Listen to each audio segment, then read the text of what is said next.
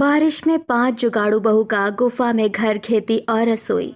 यार क्या बात है, आज तुम दोनों तो ज्यादा ही ओवर टाइम कर रहे हो। मैं तो 8 घंटे की शिफ्ट में ही थक जाता हूँ। यार ये लालच नहीं है, तुझे तो पता है ना हमारा घर कच्चा है और अब बारिश का मौसम आने वाला है। बारिश में हमारा घर टपकता है, इसलिए हम सोच रहे हैं कि पहले ही घर की छत पक्की करवा लें। अंकित और मोहित वापस से अपने काम पर लग जाते हैं। इधर संदीप एक इन्वेस्टर है जो अमित को अंकित और मोहित से बातें करते हुए सुन लेता है। संदीप अमित के पास आता है।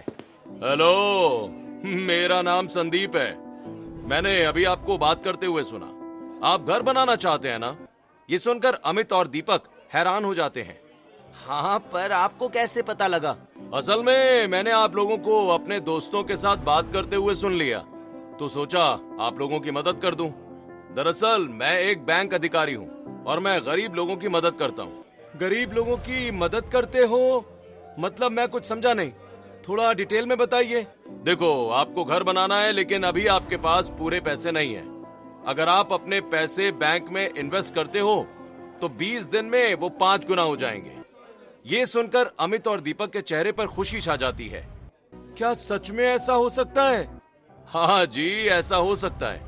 अगर आपको मुझ पर विश्वास नहीं है तो आप खुद बैंक जाकर अपने पैसे जमा कराओ और 20 दिन के बाद 5 गुना पैसे निकलवा लेना।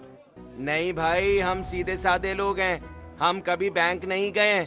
आप ही हमारी तरफ से काम कर देना, लेकिन 20 दिन बाद हमें पैसे चाहिए होंगे क्योंकि हमें घर बनाना है। अरे हाँ बिल्कुल, आप निश्चिंत रहिए, 20 दिन बाद ही आपके पैसे निकल जाएंगे। अमित संदीप को लेकर घर आ जाता है और अब तक जो भी पैसे इकट्ठा किए थे वो सब संदीप को दे देता है।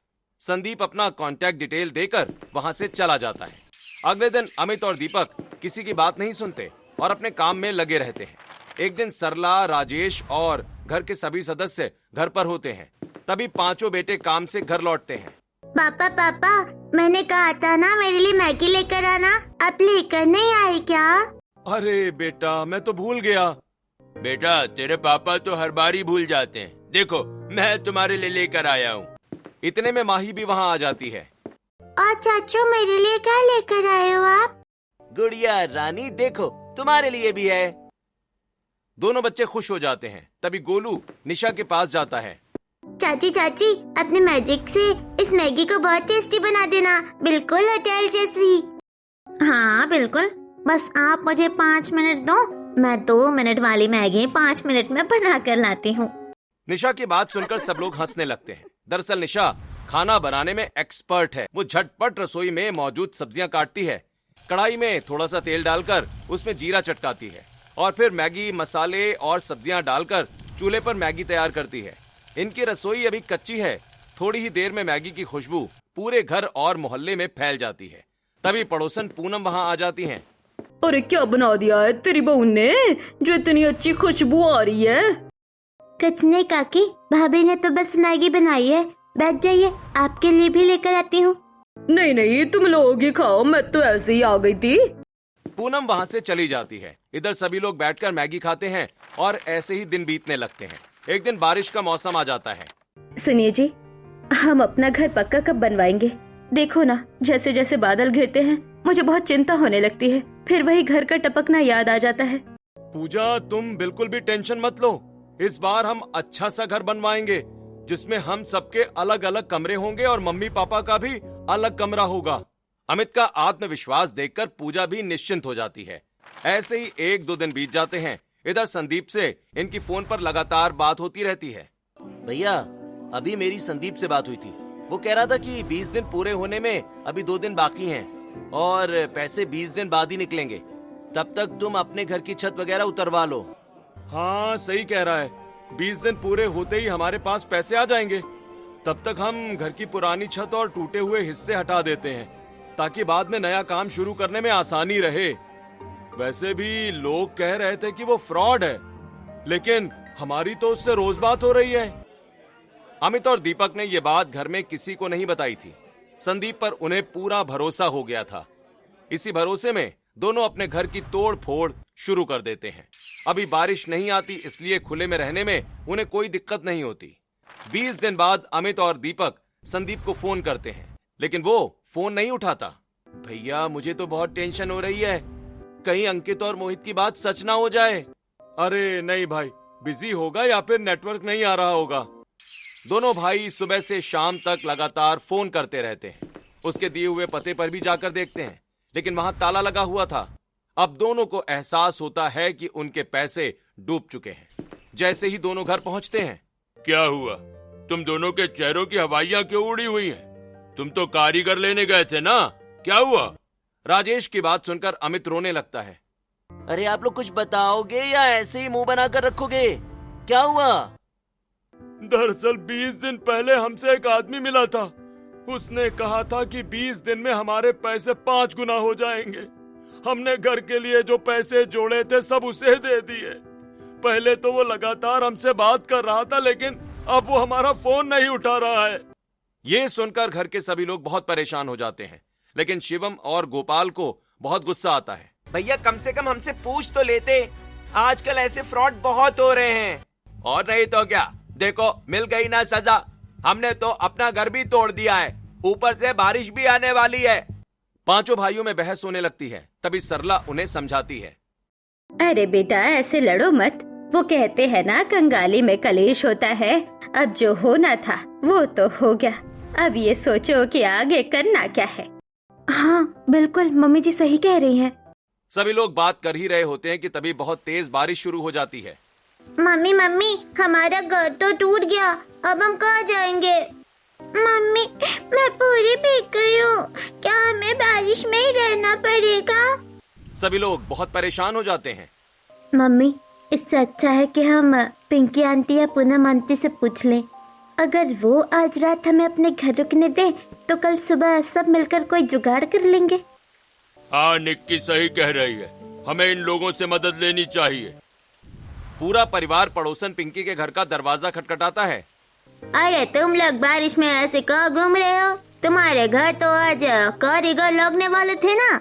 बहन कारीगर आज आए नहीं, और देखो हमने तो अपने घर की छत भी उतरवा दी है। क्या आज रात हम तुम्हारे घर रुक सकते हैं? अरे बहन हमारा घर देखो कितना छोटा है, और तुम लोग तो पूरे 15 लोग हो, मैं कैसे रोक पाऊंगी? आंटी हम सब एक ही कमरे में रह लेंगे।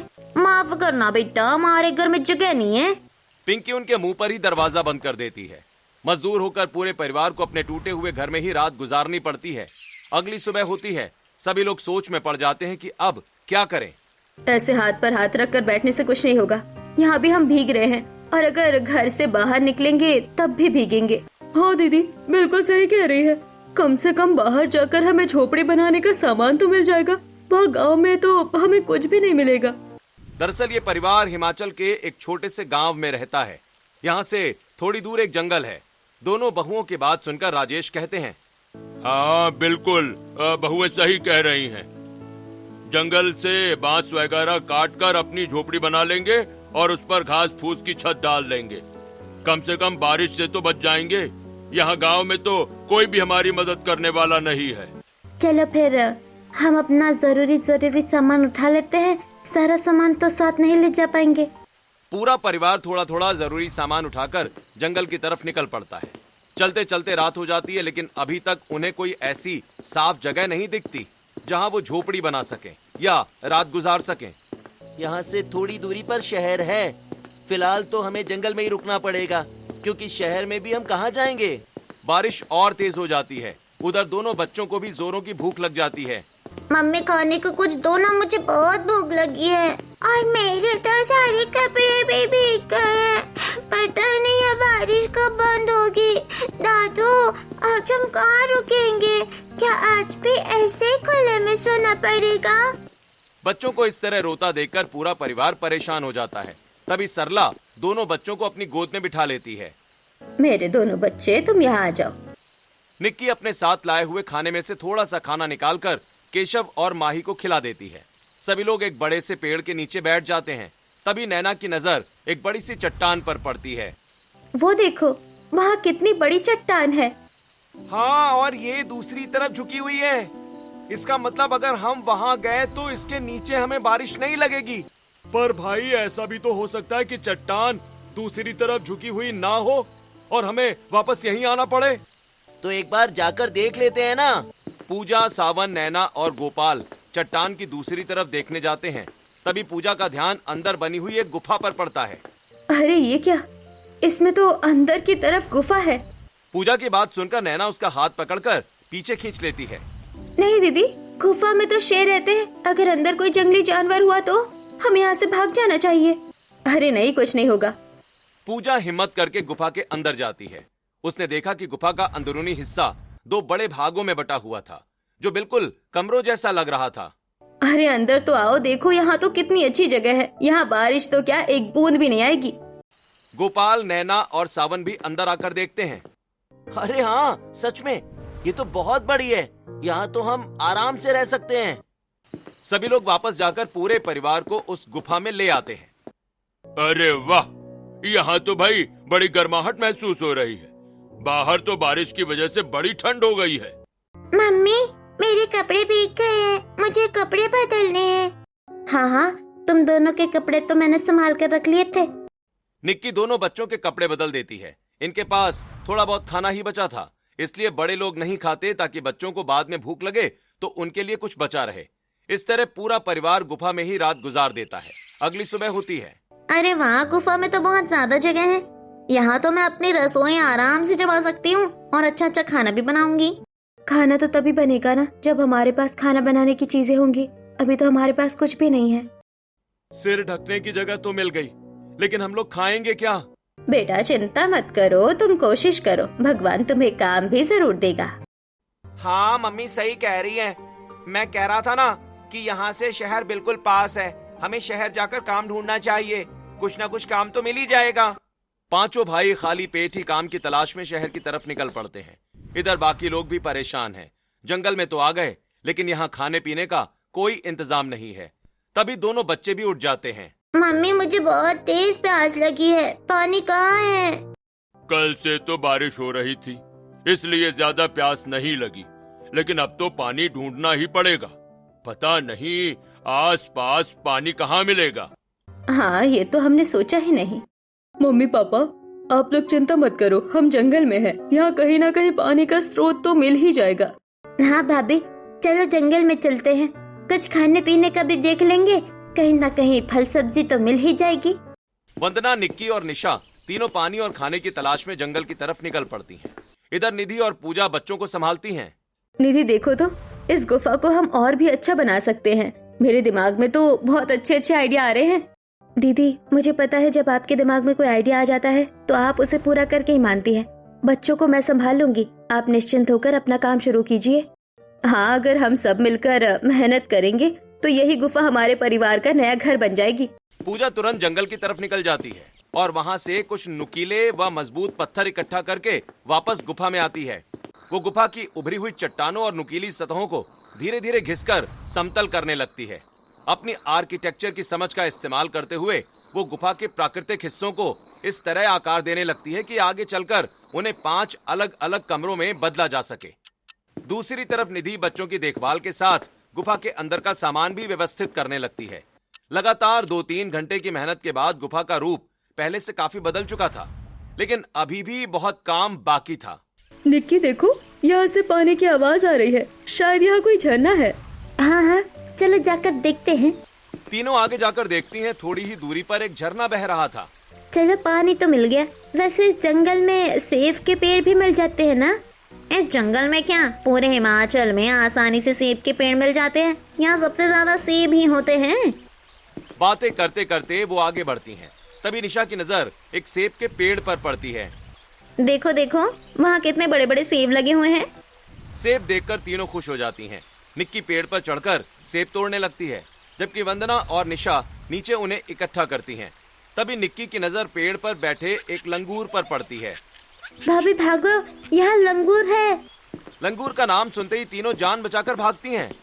थोड़ी दूर जाकर तीनों जोर जोर से हंसने लगती हैं। बाप रे, वो तो बिल्कुल मेरे सिर के ऊपर बैठा था। मैं तो सोच रही थी कि कहीं मेरी चोटी ही न पकड़ ले। हाँ, फिर तुम बिना बालों के कैसे घूमती, पूरी गंजी हो जाती। वंदना की बात सुनकर निशा और निक्की हंसने लगती हैं। इसके बाद तीनों पानी और सेब लेकर गुफा में वापस आ जाती हैं। वहां पहुंचकर पूजा की कलाकारी देखकर तीनों खुश हो जाती हैं। अरे वाह भाभी, आपने तो इस गुफा को पूरा ही बदल दिया।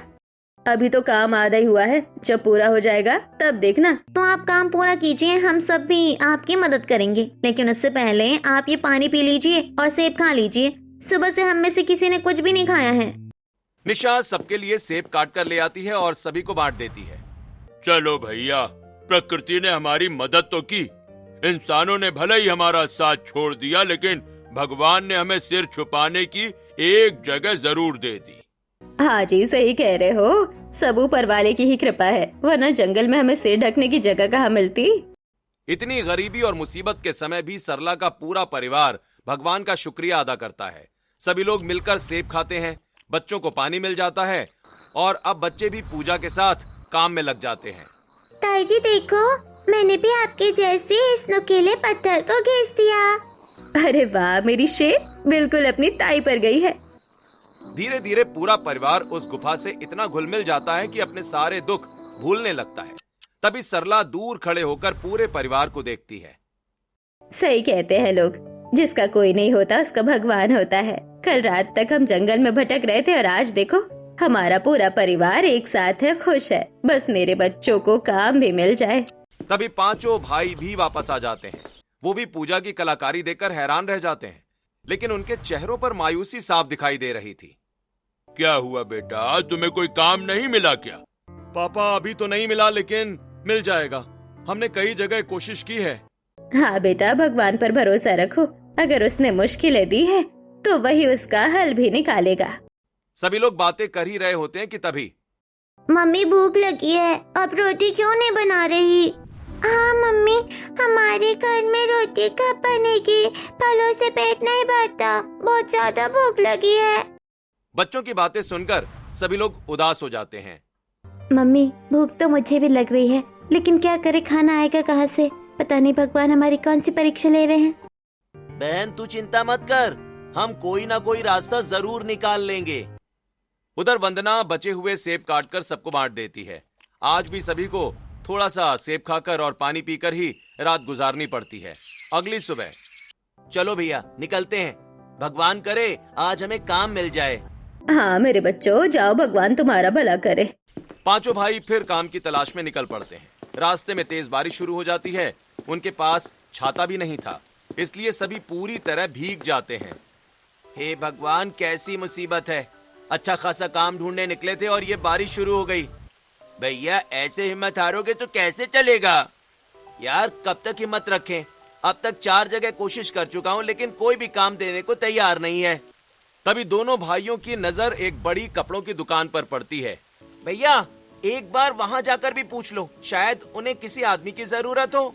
सावन दुकान के अंदर जाता है। भाई साहब, क्या मुझे कोई काम मिल सकता है? मैं पूरी मेहनत और ईमानदारी से काम करूंगा, मुझे काम की बहुत जरूरत है। भाई हाँ, हमें एक लड़के की जरूरत तो है। हिसाब किताब आता है? जी हाँ, सब आता है। आप एक मौका दीजिए। ठीक है, फिर ग्राहकों का बिल बनाकर मुझे देना होगा। दुकानदार सावन को नौकरी पर रख लेता है। सावन के चेहरे पर खुशी लौट आती है। इधर अमित और दीपक को भी एक जगह मजदूरी का काम मिल जाता है, जिससे वो घर का राशन खरीदकर गुफा में लौटते हैं। पापा सामान ले आए, आज तो हम रोटी सब्जी खाएंगे। हाँ मम्मी, आज तो अच्छी सी सब्जी बनाना। घर का राशन देकर बच्चे बहुत खुश हो जाते हैं। राजेश के चेहरे पर भी मुस्कान आ जाती है। बच्चों, तुम्हें कहाँ कहाँ काम मिला है? पापा, हम दोनों ने मजदूरी की है, तभी तो हमें आज ही पैसे मिल गए। तुमने सही किया बेटा, वरना लोग महीने के बाद ही पैसे देते हैं। हाँ मम्मी, मुझे सैलरी तो 1 महीने बाद मिलेगी, लेकिन अगर भैया लोग ऐसे ही काम करते रहे तो तब तक घर का खर्च आराम से चल जाएगा। गोपाल और शिवम चुपचाप बैठे रहते हैं। उन्हें देखकर सरला और राजेश सब समझ जाते हैं। कोई बात नहीं बेटा, अब 3 लोगों को तो काम मिल गया है, इससे भी काम चल जाएगा। तुम लोग ऐसे निराश मत हो। अरे वाह, आज तो मैं अपनी गुफा वाली रसोई में खाना बनाऊंगी। भाभी खाना तो तभी बनेगा जब चूल्हा जलाने के लिए लकड़ियाँ होंगी। आपने अभी तक चूल्हा भी नहीं बनाया। चूल्हा बनाना तो मेरे बाएं हाथ का खेल है, लेकिन पहले लकड़ियाँ लेकर आते हैं। निशा, तुम खाना बनाने की तैयारी करो, नैना तुम्हारी मदद कर देगी। मैं और दीदी जंगल से लकड़ियाँ लेकर आते हैं। पूजा और निधि जंगल से सूखी लकड़ियां इकट्ठी करके लाती हैं। इधर नैना चूल्हा तैयार कर देती है और निशा खुशी खुशी अपनी गुफा वाली रसोई में खाना बनाना शुरू कर देती है। थोड़ी देर के बाद निक्की एक एक करके परिवार के सभी लोगों को खाना परोस देती है। ऐसा लग रहा है जैसे वर्षों बाद खाना खाया हो। हाँ भैया, सच में बहुत अच्छा स्वाद आ रहा है। आज तो चाची के हाथ का खाना खाकर मजा ही आ गया। बच्चों की बात सुनकर सभी लोग खुश हो जाते हैं। तभी सरला कहती है, निक्की, निधि, पूजा, अब तुम लोग भी खाना खा लो। जैसे ही बहुएं खाना खाने बैठती हैं तभी पानी खत्म हो जाता है। अरे पानी तो खत्म हो गया। अरे पानी कौन सा इतनी दूर से लाना है, यही पास में तो झरना है, मैं अभी पानी लेकर आती हूँ। निक्की और वंदना पानी लेने जाती हैं। तभी वंदना की नजर झरने के पास बने एक छोटे से तालाब पर पड़ती है। अरे निक्की देखो, यहाँ छोटा सा तालाब है, यहाँ तो हम मछली पालन कर सकते हैं। और तुम्हें पता है बाजार में मछलियाँ बहुत महंगी बिकती है। अरे भाभी, मैंने तो मछली पालन का बस नाम ही सुना है, ये कैसे होता है? मुझे इसके बारे में कुछ नहीं पता। उसकी टेंशन तुम मत लो, मैंने बचपन से अपने पापा के साथ मछली पालन में उनका हाथ बटाया है। हाँ ठीक है, आप कर लेना मछली पालन। फिलहाल तो मुझे बहुत भूख लगी है, चलो जाकर खाना खाते हैं। दोनों वापस आ जाती हैं और फिर पांचों बहुएं और निक्की साथ बैठकर खाना खाती हैं। आज सच में पूरा परिवार बहुत खुश था। ऐसे ही सभी लोग गुफा वाले घर में सो जाते हैं। अगली सुबह होती है। निशा सभी के लिए हल्का फुल्का नाश्ता तैयार करती है। पांचों भाई काम के लिए निकल पड़ते हैं। इधर घर पर पूजा दीदी, देखो तो यहाँ की मिट्टी कितनी उपजाऊ है और कितनी सारी खाली जगह भी है। कितना अच्छा होगा अगर हम यहाँ खेती कर ले। हाँ तुम सही कह रही हो, वैसे भी यहाँ से बाजार बहुत दूर है, हमारे घर की सब्जियाँ तो यही हो जाएगी। हाँ, और अगर ज्यादा हो गई तो बाजार में बेचकर कुछ पैसे भी कमा लेंगे। पूजा को निधि की बात अच्छी लगती है। दोनों गुफा के बाहर खाली पड़ी जमीन साफ करने लगती हैं। तभी वंदना को मछली पालन वाली बात याद आ जाती है। वो चुपचाप घर से पानी लेने का बहाना बनाकर निकल जाती है। पास की नदी में वो 2-3 मछलियां पकड़ने की कोशिश करती है। अरे तुम मुझसे इतनी दूर क्यों भाग रही हो? मैं भी तो तुम्हें दूसरे पानी में डालकर पालूंगी, प्लीज मेरे पास आ जाओ ना। वंदना के पास जाल नहीं था, इसलिए वो एक भी मछली नहीं पकड़ पाती। तुम ऐसे नहीं मानोगी ना, मुझसे ही गलती हो गई जो खाली हाथ आ गई। अभी तुम्हारा पसंदीदा खाना लेकर आती हूँ। वंदना वापस गुफा वाले घर में आती है। आटे की छोटी छोटी गोलियां बनाकर फिर नदी के पास जाती है। ये देखो तुम्हारा पसंदीदा खाना ले आई हूँ, अब जल्दी से मेरे पास आ जाओ। जैसे ही वंदना मछलियों को आटे की गोलियां डालती है, मछलियां तुरंत खाने के लिए पास आ जाती हैं। वंदना 2-3 मछलियां पकड़कर उन्हें तालाब में छोड़ देती है और फिर घर लौट आती है। इधर पूजा और निधि जमीन साफ कर चुकी थी। भाभी, जमीन तो आपने साफ कर ली, लेकिन इसमें बोएंगे क्या? हमारे पास तो न पौधे हैं और न ही बीज। लेकिन हमारे पास थोड़े से पैसे तो हैं, हम शहर जाकर नर्सरी से कुछ पौधे खरीद लेंगे। हाँ, ये सही आइडिया है। रुको, मेरे पास भी कुछ पैसे हैं, मैं भी दे देती हूँ। सभी बहुएं मुश्किल समय के लिए जो थोड़े थोड़े पैसे बचाकर रखे थे वो सब लाकर दे देती हैं। इसके बाद पूजा और निधि शहर से सब्जियों के पौधे लेने चली जाती हैं। दादी, दादू, हम तो यहाँ बोर हो रहे हैं, यहाँ तो हमारा कोई दोस्त भी नहीं है। हाँ, पूरा दिन घर में ही रहना पड़ता है। वैसे ये गुफा वाला घर तो अच्छा है, चलो हम यही छुपन छुपाई खेलते हैं। हाँ भाई, अब तुम्हारा ध्यान भी तो रखना पड़ेगा ना। चलो, मैं ही तुम्हारा छोटा दोस्त बन जाता हूँ। हाँ, दोनों बच्चे अपने दादू के साथ छुपन छुपाई खेलने लगते हैं। चलो हम भी जंगल में चलते हैं, कुछ फल मिल जाएंगे तो हमारा राशन और ज्यादा दिन चल जाएगा। हाँ, ये तो तुम सही कह रही हो। आज हम उस तरफ चलेंगे तो हो सकता है वहाँ संतरे और आड़ू भी लगे हो। वंदना और नैना गुफा वाले घर से जंगल की दूसरी तरफ निकल पड़ती हैं। रास्ते में नैना को बहुत सुंदर फूलों के पौधे दिखाई देते हैं। अरे देखो तो कितने सुंदर फूल खिले हैं, ऐसा लग रहा है जैसे प्रकृति ने खुद यहाँ अपनी फ्री नर्सरी खोल दी हो। हाँ सही कह रही हो, इन फूलों से तो आराम से अपनी खुद की नर्सरी बनाई जा सकती है। वंदना के मुंह से ये बात सुनते ही नैना को भी एक आइडिया आता है। बचपन से ही उसे फूल पौधों का बहुत शौक था। मैं गांव में सोचती थी कि जब हमारा घर बन जाएगा तो इसके चारों तरफ तरह तरह के फूल लगाऊंगे, लेकिन हमारा घर ही चला गया। तो क्या हुआ, आप अपने गुफा वाले घर के लिए ही पौधे लगा लो।